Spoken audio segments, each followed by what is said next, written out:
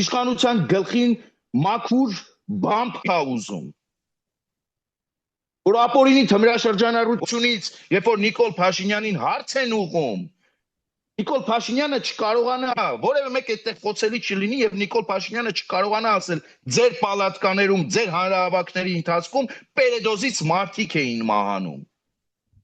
Իսկ այս ընդդիմությունը խոցելի է։ Թալանից կարող են այս ընդդիմության ներկայացուցիչները խոսել։ Թալանչիների ոհմակ ընդդիմության շարքերը։ Կոռուպցիայից կարող է այս ընդդիմությունը խոսել։ Ամբողջությամբ կոռուպցիոներներով են լցված։ Ու ինչ են անում, թատրոն են խաղում Հայաստանի Հանրապետության քաղաքացիների առաջ։ Եթե մենք, ես նկատի ունեմ արևմտամետ